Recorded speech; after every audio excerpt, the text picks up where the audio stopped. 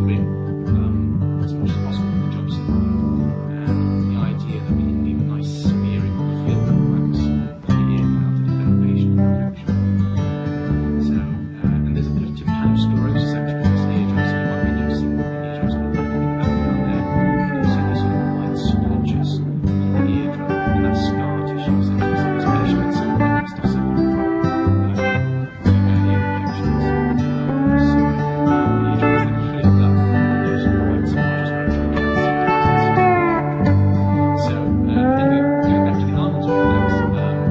The reason that it occurs is because so there's a special nerve protein called Arnold's nerve, it's a thing called alpha